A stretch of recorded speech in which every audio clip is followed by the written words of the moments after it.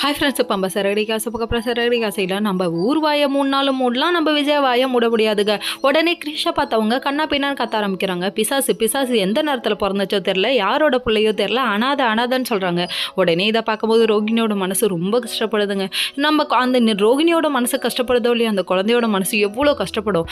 எல்லாத்த விட உலகத்தில் ரொம்ப முக்கியம்னு நினைக்கிறது குழந்தைங்க. அப்படியாப்பட்ட குழந்தைங்க முன்னாடி இவ்வளோ பெரிய வார்த்தைலாம் சொல்கிறாங்க. அப்படியே தூக்கி எறிய வேண்டாமா, கோவப்பட வேணாமா, கொந்தளிக்க வேண்டாமா, என் புள்ள தான் அப்படின்னு சொல்லிட்டு ஏமா இப்படி நிற்கிற அப்படிங்கிற மாதிரி இருக்குது. சரி விடுங்க, இந்த பொண்ணை குறை சொல்லி எதுவும் பிரயோஜனம் இல்லை. இந்த பொண்ணோட செகண்ட் லைஃப் அது கரெக்டாக இருக்கணும்னு நினைக்குது. இது ஒரு பக்கம் இருக்க. அதுக்கப்புறம் இவங்க கடையை காமிக்கிறாங்க. நம்ம ரோகிணியும் மனோஜும் உட்காந்துட்டு இருக்க. எப்படா கடையை டெவலப் பண்ணான்னு நினைக்க புது தம்பி வந்து ஐடியா கொடுக்குறாரு. என்னப்பான்னு சொல்லி கேட்டீங்கன்னா, விளம்பரம் பண்ணலாம், இது மாதிரி மாதம் சீட்டு கட்டுறோம், அமௌண்ட்டு போடுங்க, அதுக்கப்புறம் மொத்தமாக நீங்கள் எடுத்துக்கலாம்னு சொல்லிட்டு ஒரு குழு ஒன்று போடுங்க அப்படின்னு சொல்கிறாங்க. சரி, இதுவும் நல்லா தானே இருக்குது, இதையும் நம்ம பண்ணிடலாம் அப்படின்னு சொல்லிட்டு இதுலேயும் குதிக்கலான்னு இவங்க முடிவு பண்ணியிருக்காங்க. நீ ஒரு பக்கம் என்ன பண்ணுறாங்க தெரியுமா, சிட்டிக்கிட்ட ஃபோன் பண்ணி ஹெல்ப் கேட்குறாங்க. யாருக்காக? அந்த பணம் கேட்டு மிரட்டின குடும்பத்துக்காக. முத்து ஒரு பக்கம் இங்கே போய் சமாதானமாக பேசினா அவங்க பயங்கரமாக கோவப்படுறாங்க.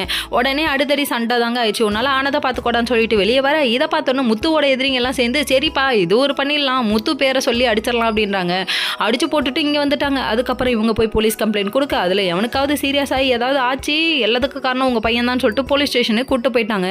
நல்லா பண்ணுறீங்கடா, நாளைங்கிற எபிசோடில் போட்டு காமிச்சாங்க பாருங்க. சொந்தக்காரன் ஆனதுக்கப்புறமும் உனக்கு ஏன்டா இந்த வீம்பு அப்படிங்கிற மாதிரி தான் இருக்குது. சீதாவையாவது ஒழுங்காக பார்த்துக்குவியா என்னன்னு தெரியல. ஆனால் அருண் வந்து தப்பான ஆளு தாங்கிறது இதுலேயே ப்ரூஃப் ஆகுதுங்க. அதாவது இவர் மேலே உள்ள கோவத்தில் இவன் நல்லாவே இருக்கக்கூடாதுங்க, அதுக்காக சப்போர்ட் பண்ணுற மாதிரி பண்ணி கடைசியில் காலை வர்றாராமா. Okay friends, next